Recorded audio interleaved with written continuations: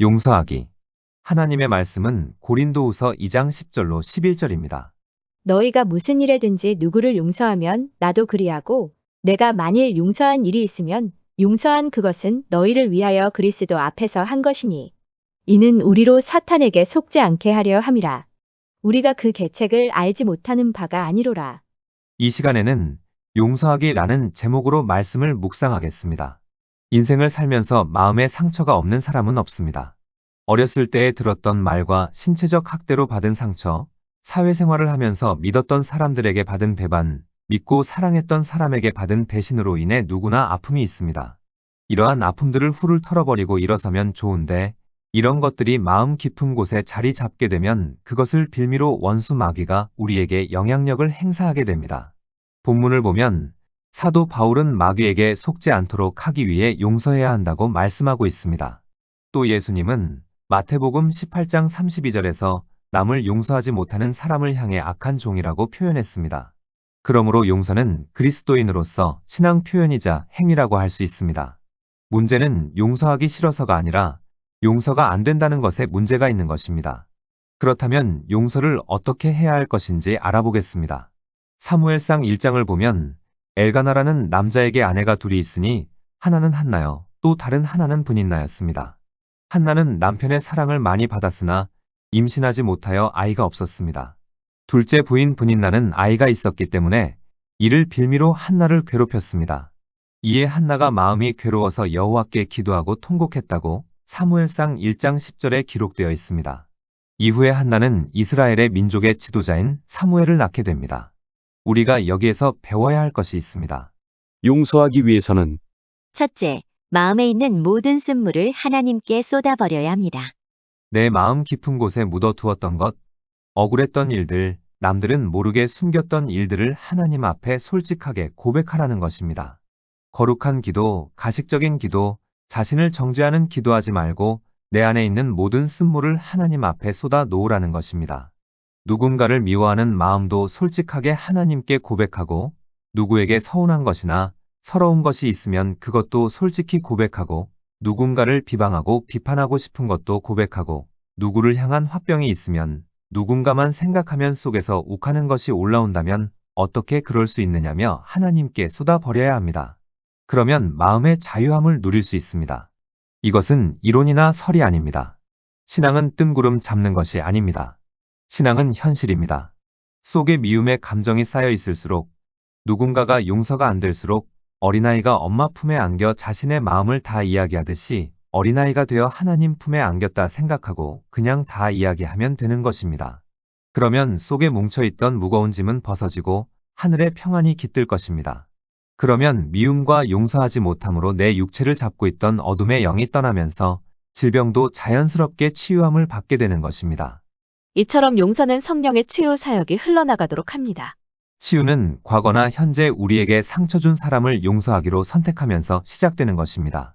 그런데 우리가 용서를 결단하고 기도하면 마귀의 또 다른 공격이 시작됩니다. 그 사람에게 받았던 학대, 모욕감, 실망, 거절감과 같은 과거의 상처를 다시금 또렷하게 기억나도록 해서 용서할 수 없다는 생각이 들도록 하여 다시금 분노가 일도록 하는 것입니다.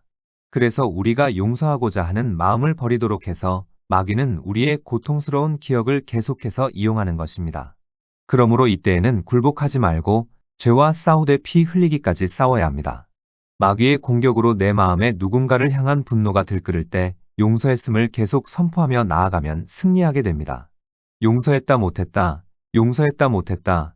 이 싸움이 반복되는데 어떤 사람은 일주일 만에, 어떤 사람은 한 달 만에, 어떤 사람은 1년 만에, 어떤 사람은 몇 년 만에 용서의 문제를 해결하고 마음의 참 자유함을 누리는 것입니다.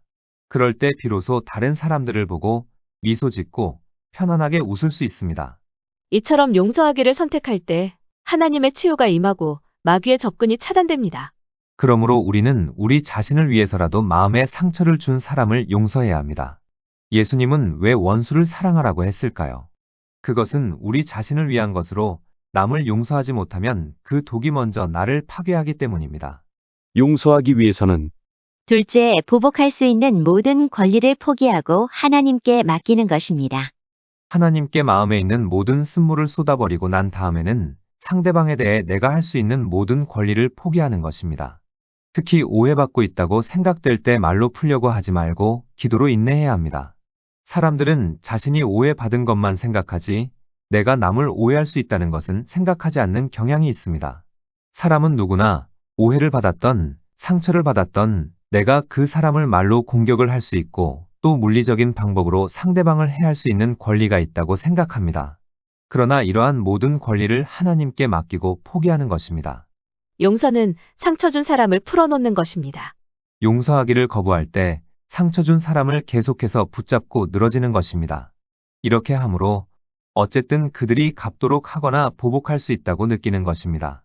하지만 실제로는 그렇게 하는 것이 자신의 마음을 비통함과 분노로 가득 채움으로써 자기 자신을 계속해서 해치는 결과를 낳게 됩니다. 사람들과 이야기를 하다 보면 누가 용서를 배운 사람인지 용서를 배우지 못한 사람인지 금방 알 수 있습니다. 용서를 배운 사람과 함께 있으면 유쾌하고 즐겁습니다. 그러나 용서를 배우지 못한 사람과 함께 있으면 분노와 쓴뿌리가 가득합니다. 계속해서 남을 향한 독이 쏟아져 나오는 것입니다. 용서를 배우지 못한 사람은 자신들이 겪었던 모든 어려움과 부당함을 되새기고 반복하며 시간을 보냅니다. 용서치 못하는 것은 다른 사람을 해롭게 하는 것이 아니라 자기 자신을 비참하고 쓰디쓴 사람으로 만드는 것입니다. 용서는 나에게 상처를 준 사람이 가게 놓아주는 것입니다. 그 사람에 대해 정죄하지 않고 풀어주기로 선택하는 것입니다. 용서는 상처를 준 사실을 부인하는 것이 아니라 상처 입힌 사람을 향해 죄의 책임을 묻지 않겠다고 결정하는 의지적 행위입니다. 우리가 용서할 때 자신을 분노와 비통함으로부터 해방시키며 주 안에서 성장하도록 풀어주는 것입니다. 용서치 못함은 나에게 해를 입힌 사람을 붙들어서 대가를 치르도록 하려는 시도입니다. 그러나 용서는 나에게 해를 입힌 사람을 놓아 가도록 하고 마귀의 공격을 차단하는 무기가 됩니다. 그러므로 이해할 수 없는 질병이나 다른 여러 가지 환경으로 고통당할 때 우리는 하나님께 내가 용서해야 할 사람이 있는지 보여달라고 기도해야 합니다. 또 우리가 용서를 선택하면 마귀는 우리가 과연 용서를 했는지 시험을 하려고 할 것입니다. 그럴 때 자기 자신과 마귀에게 나는 그 사람을 용서했다고 선포하며 뒤로 물러서지 말아야 합니다. 인생을 살아가면서 가장 힘든 것이 인간관계입니다. 나폴레온 힐은 성공의 법칙에서 다음과 같이 말했습니다. 인생의 가장 커다란 난제는 다른 사람과 어떻게 하면 슬기롭게 좋아할 수 있는지를 배우는 것이다. 그러므로 인생의 중점 목표가 무엇이든지 간에 유쾌한 성품을 형성하는 방법 그리고 주어진 업무를 수행할 때 충돌과 질시 없이 다른 사람과 연계하는 기술을 배운다면 성공은 그리 어렵지 않다. 성공을 하기 위해서는 넘어야 할 두 가지 난제가 있다. 첫째, 유쾌한 성품. 둘째, 주어진 업무를 수행할 때 충돌과 질시 없이 다른 사람과 연계하는 기술. 그러므로 성공하기를 원하는 사람은 항상 밝은 표정으로 웃는 사람이 되어야 한다.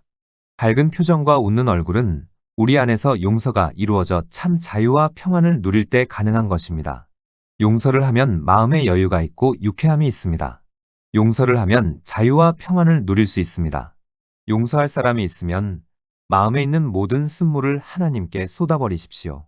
그리고 그 사람에게 내가 할 수 있는 모든 권리들을 포기하고 하나님의 손에 맡기십시오. 그러면 늘 밝고 웃는 얼굴로 사람들을 대하게 될 것입니다. 기도하시겠습니다.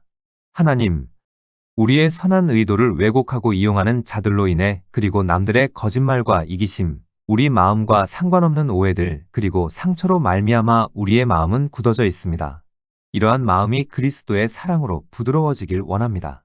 이 시간 우리를 억울하게 하고 우리의 마음을 아프게 했던 모든 이들을 용서합니다. 우리 의지가 행동으로 이제 그들이 했던 잘못을 그들에게 돌리지 않고 풀어주기로 선택합니다. 그 잘못한 일들에 대해 생각하며 말하며 내 입장을 옹호하고 보복할 수 있는 우리의 모든 권리를 포기합니다. 이제 완전히 그리고 마음껏 이들을 놓아주며 주님께서 주님의 은혜로 다루시도록 자유롭게 풀어줍니다.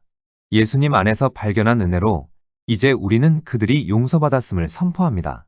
사랑의 하나님, 예수 그리스도의 대속의 은혜로 구원받은 우리가 용서하지 못함으로 말미암아 정신적인 고통과 육체적인 질병으로 고통당하지 않고 마귀에게 이용당하지 않게 하옵소서.